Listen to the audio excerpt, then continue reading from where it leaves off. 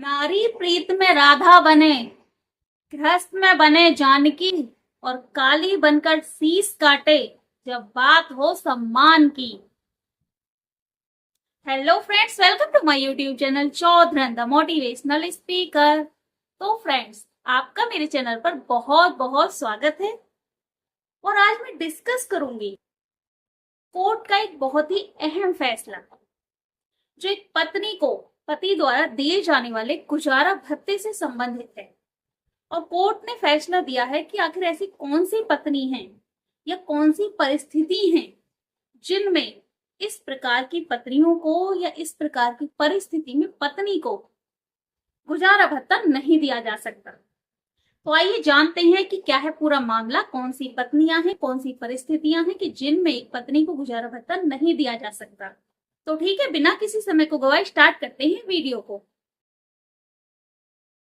दरअसल ये मामला है दिल्ली के एक फैमिली कोर्ट का, जिसमें एक महिला जिसकी शादी 1998 में यानी कि 1998 में होती है, और वो अपने पति पर प्रताड़ना और मारपीट का केस लगाती है और इसके साथ ही पति से गुजारा भत्ते की मांग करती है। महिला अपना पक्ष रखते हुए कहती है कि पति की जिम्मेदारी बनती है कि वो उसको आर्थिक सहारा दे, लेकिन जब केस कोर्ट में चलता है तो मामला कुछ और ही निकलता है।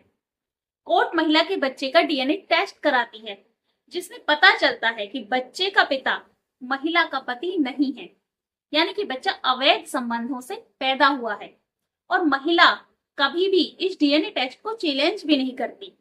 तो कोर्ट मान लेती है कि महिला अपने शादीशुदा रिश्ते में रहते हुए व्यभिचार में लिप्त थी, और इसी के चलते साल 2023 में महिला का तलाक हो जाता है। और इसके साथ ही महिला पर उसकी सास की हत्या का आरोप लगता है, जिसके चलते महिला 4 साल तक जेल में रहती है, लेकिन सबूतों की कमी के चलते वो बरी हो जाती है। तो कोर्ट इस मामले में मानती है कि पत्नी ने शादी को ईमानदारी से नहीं निभाया, और जज नम्रता अग्रवाल इस पर फैसला देते हुए कहती हैं कि महिला के पास पहले से ही कई प्रॉपर्टीज हैं, जिससे उसकी अच्छी खासी कमाई होती है, और साथ में बच्चों की पढ़ाई और बाकी खर्चे तो पहले से ही पति उठा रहा है। तो इस स्थिति में गुजारा भत्ता देने का सवाल ही पैदा नहीं होता। और साथ में अदालत ये कहती है कि पति से गुजारा भत्ता केवल वो महिला मांग सकती है जो सचमुच में पति पर निर्भर हो और जिसने अपनी शादी को ईमानदारी से निभाया हो।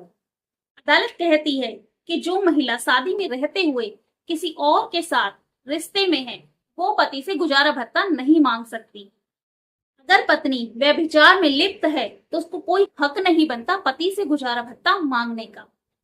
तो यही था दिल्ली फैमिली कोर्ट का फैसला, जिसमें कोर्ट ने कहा कि महिला यदि शादी के रिश्ते में रहते हुए किसी और के साथ रिश्ते में है, यानी कि व्यभिचार में लिप्त है, तो उसको कोई हक नहीं बनता अपने पति से गुजारा भत्ते की मांग करने का, और इस स्थिति में वो गुजारा भत्ते के हकदार नहीं है।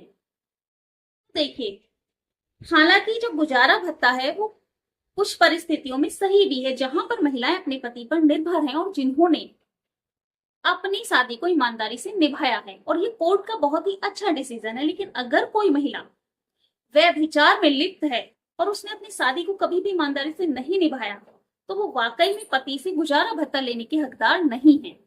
और इसी मेंटेनेंस के चलते, गुजारा भत्ते के चलते बहुत सारी शादियां टूट रही हैं। और कई लोगों ने, तो मैं हर केस की तो नहीं कह रही, लेकिन रेयर केस में ऐसा भी मिलता है कि बहुत सारी महिला ऐसी होती हैं जो अमीर लोगों को फंसाकर उनसे शादी करती हैं और फिर बाद में उनसे अच्छी खासी रकम ऐंठती हैं गुजारा भत्ते के नाम पर या मेंटेनेंस के नाम पर। तो ये कोर्ट का बहुत ही अच्छा फैसला है कि गुजारा भत्ता केवल उसी स्थिति में दिया जाना चाहिए जब महिला वाकई में पति पर निर्भर हो और उसने अपनी शादी को ईमानदारी से निभाया हो। और वैसे भी शादी एक जिम्मेदारी है जिसको हर स्त्री और पुरुष को ईमानदारी से ही निभाना चाहिए।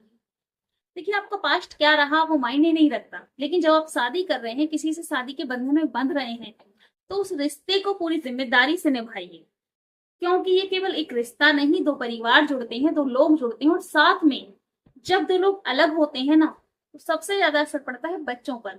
बच्चों का पूरा फ्यूचर स्पॉइल हो जाता है। वो माँ बाप के रहते हुए एक अनाथों से भी बदतर जिंदगी जीते हैं। तो इसलिए अपने लिए ना सही, अपने बच्चों के लिए अपने अहंकार को साइड में रखकर एक अच्छे चरित्र का निर्माण करते हुए अपनी शादी को ईमानदारी से निभाइए।